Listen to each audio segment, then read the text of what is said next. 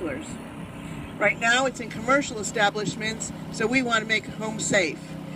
As you heard, Les and I are related. Les is our past president of our association, and we decided, since we were doing all these sprinkler demonstrations, we put one in our home.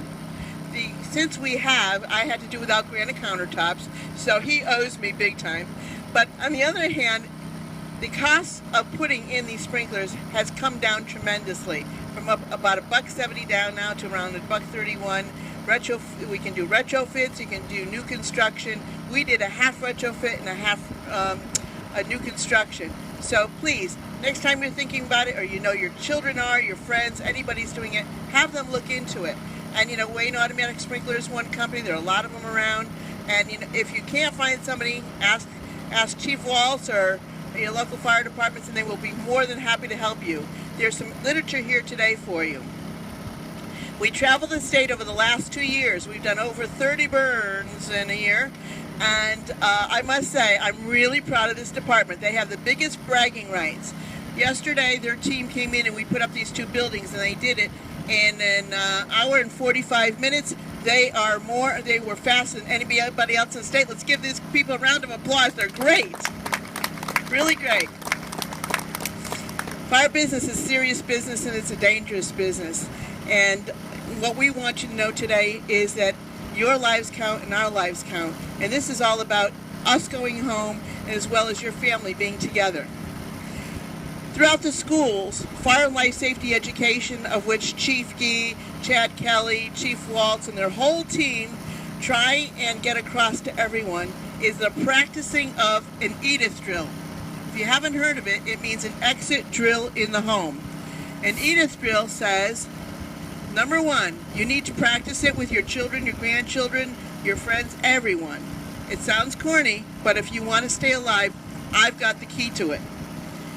An exit drill in the home means when the smoke alarm goes off, and you know what that is, that's that little nice little round thing that's up in the ceiling, and you're going to hear them go off today.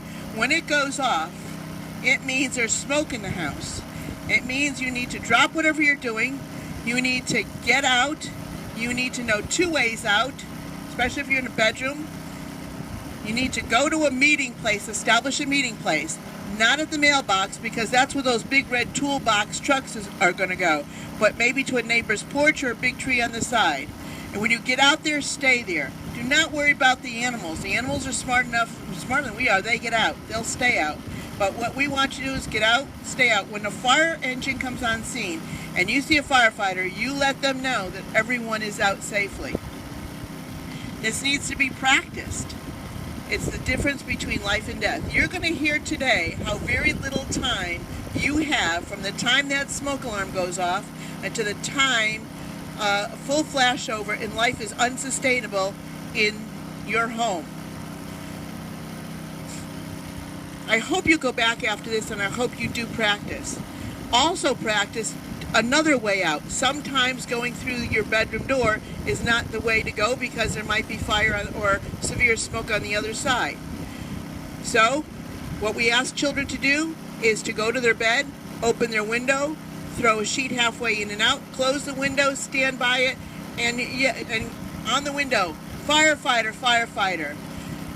When a truck arrives on the scene, one of the first things we do is what we call a 360 perimeter search. Someone will go around the entire building, look up and down. We see that out. First thing we're going to do is radio back to command and ask them to give us a ladder, give us resources so we can get someone out.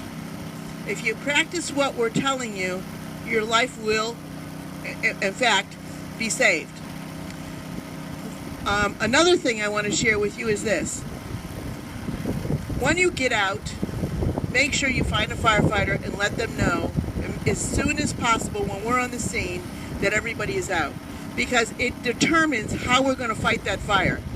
If we don't know everyone's out, our first response is going to be search and rescue, and if we know everyone's out, our next response is going to be immediately fire suppression.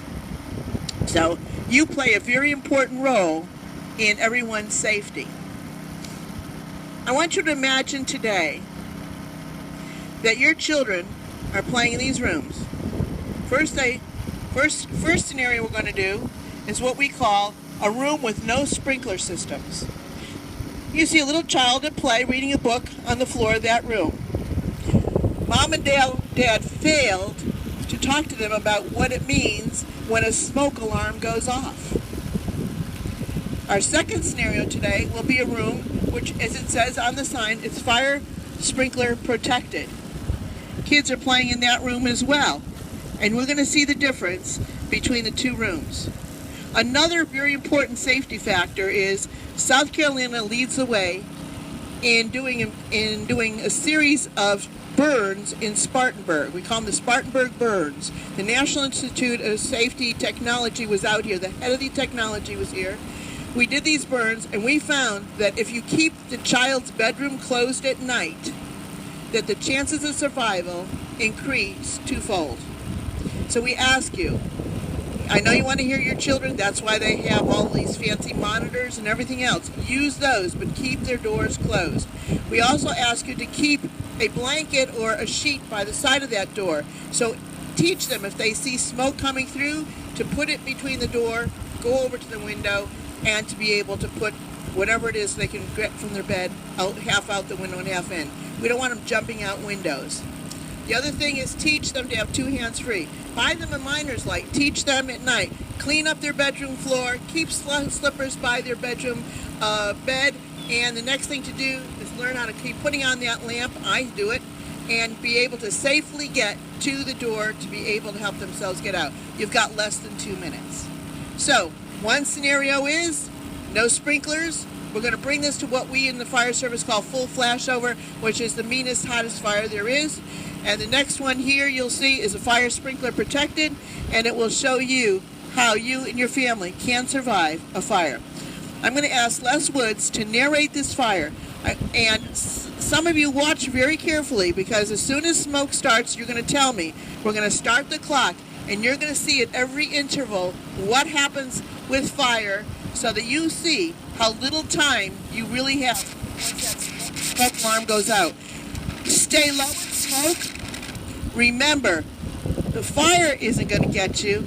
It's smoke inhalation where most people die, because smoke is up here, and the hotter it gets, it banks down. You've got to stay low, go out, go to your meeting place, and stay out.